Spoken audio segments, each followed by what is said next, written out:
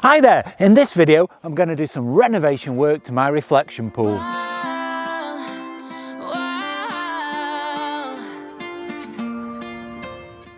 Behind me here is my reflection pool that I built in a video this time last year, and in that video I built this from the ground up, so if you want to check out how I built it, I'll put a link up here to that video. Go and check that out. But in this video what I'm going to do is some much needed renovation. It needs cleaning and it needs tidying because I've not done very much with it over the winter, and then also I've got some ideas that I'm going to share with you later in the video about how to improve your photographs by improving the quality of the water and the display at the end. So stay with me and hopefully help you to enjoy your photography.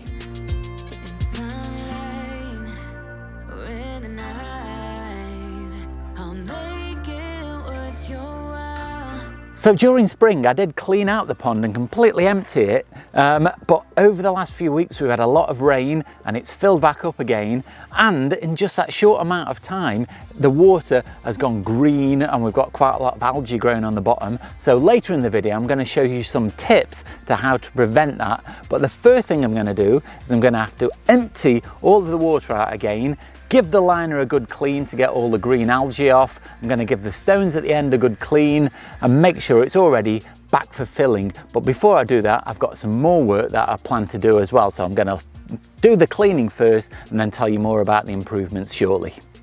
The purpose of these sides here are to prevent the birds from landing here and drinking the water. What I'm trying to do is get them to land on the far end where the display is, because that's where I want to take the picture. So I don't want them landing here and drinking at this end where I can't actually photograph them. But these sides are coming off because I'm going to replace them with something else, and I'll show you that in a little while.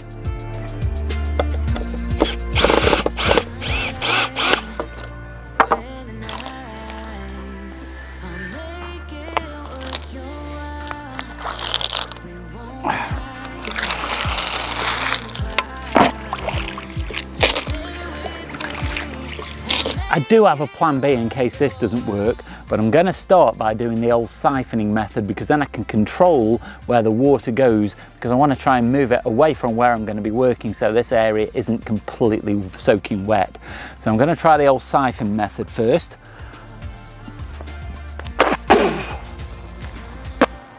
That tastes nice.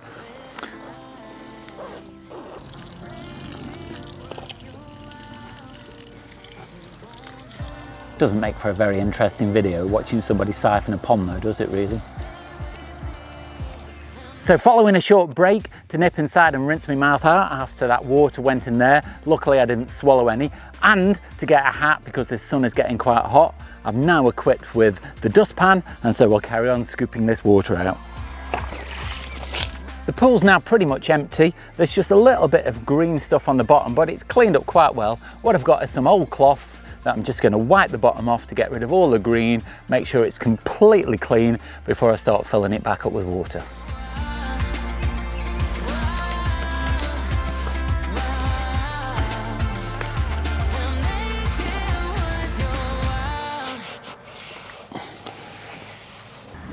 Last year I had some safety screens installed at work, and when we got the Perspex screens they were a little bit too big, so I had some cut off, but I had a perfect idea for what I could use the offcuts for, so they've sat around for nearly a year while I've thought about this idea and I've just got around to doing it. So the Perspex sides are going to be the new shields that go at the side, but the benefit will be once I take this plastic covering off, it will be completely transparent, and so it won't create shadows over the water that I used to get from the other sides that were made of wood.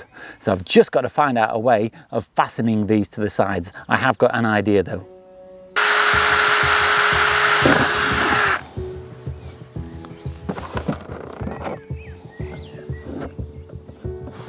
So I've done a little bit of thinking.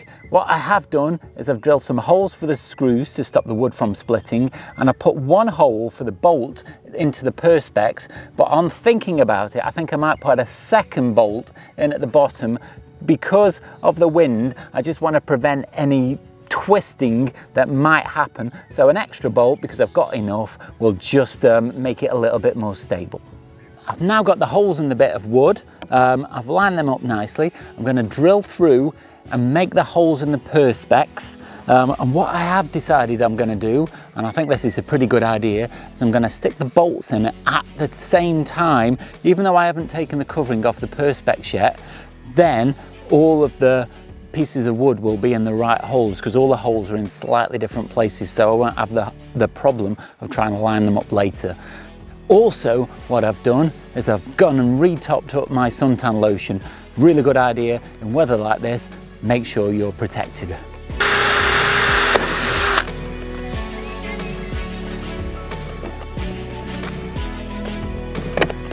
The other good point about sticking the bolts in as I went was it made sure the second hole was perfectly in line. So I'll just stick the nuts on the back, then this piece of wood is in place. That's the wood on, but now for the most exciting bit of the whole job, peeling the plastic off.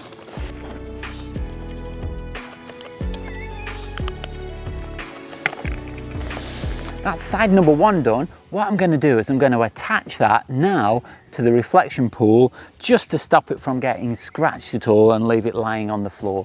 So I'm going to do that next.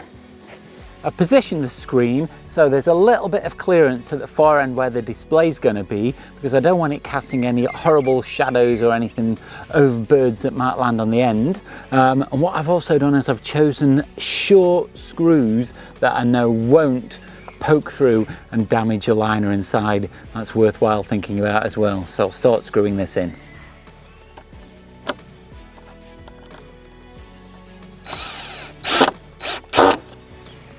Just here is the gap that I was talking about at the end of the pool where the display is going to be. What I did find before, when I had the wooden sides all the way to the end, it was creating shadows on the end of the display. So I cut the end off and that was much better. So I'm just going to leave this gap so I get no distractions. Well, that's the final screw in for the second side. I can't say at the moment how effective they're going to be. Either way, they look pretty cool. One of the initial problems I had first of all with the display end was the liner at the end was a bit visible, and I had to stack up the pebbles very, very high to cover that. So what I'm going to do this time is I'm going to add some bricks to the end, and then when I put the pebbles on the top, they should cover up the liner perfectly, and I'll get a higher end that I can slope into the water. So I'm all set up now to wash these pebbles. I've got myself a soil sieve just here. I'm going to tip some pebbles into that, give them a rinse off, and then put them inside the reflection pool.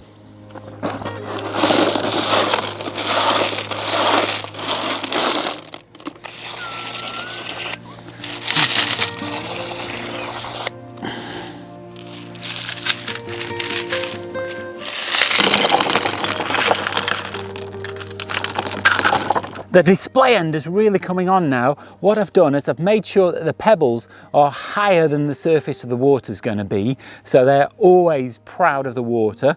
I've left a little bit of the brick showing, but you won't be able to see that from the camera end. That'll give me a bit of an extra place to put some food down, some seed and things. I bought an ivy plant that I've set in the pot still, but just behind the pebbles, and hidden the pot from the view of the camera. What I'm now going to do is the same thing with some grass that I've just dug up from the edge of the field, and I'm going to set that in at the other end of the pool. It's in an ice cream pot at the moment with a few holes in the bottom just to let the water out, but I'm going to bury that down in the pebbles just here. Now this is a view that I'll get from the camera position. I've got the bank of pebbles that are sloping up so the birds can come and have a drink against the water. I've got some grass just here and some ivy creeping in over here. I've put a twig there, that may not stay there. I can always tweak these kind of things as I go along, but I've got one more idea before I start filling up the water. So just to finish off the display, what I've done is I've potted some grass into some long pots. It has wilted a little bit, so I'm going to have to keep it watered. Hopefully it will rejuvenate and grow again. If not, I'll dig up some new turf and set that in there, but it'll act as a really nice backdrop. And with this other one just here on the other side, hopefully if this gets a little bit taller, it'll provide a really interesting backdrop that make the whole thing look really natural. And now for the fun part. The time has come to start filling it up.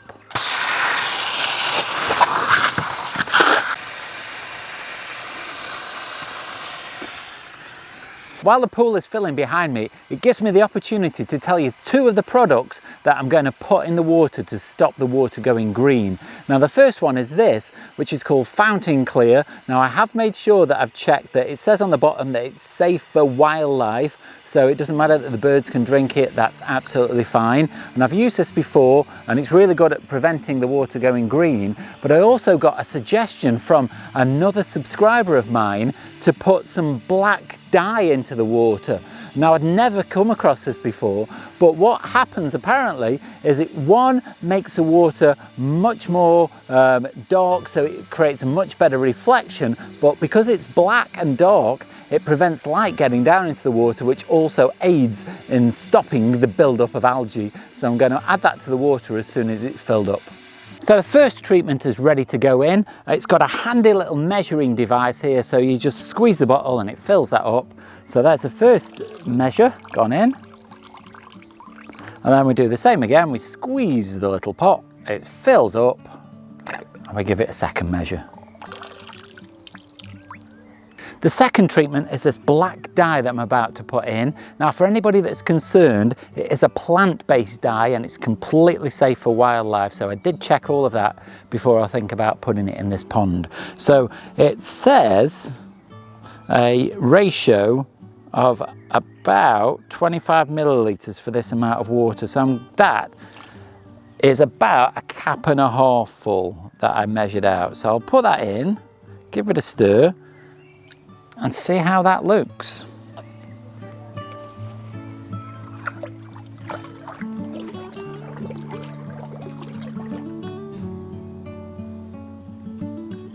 Well, I'm not sure how dramatic that looks on video, but in real life, that black dye really makes this water very, very dramatic and really creates an excellent reflection.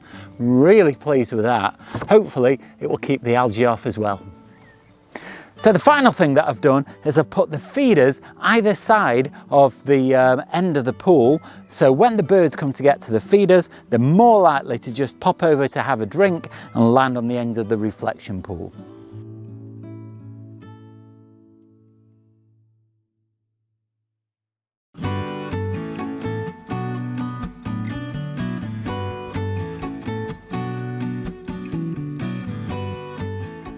I hope you found that video useful. I'm really pleased with how the reflection pools turned out. So if you join me in part 2, then I'm going to actually take some photographs using the reflection pool. So I'm really excited about that.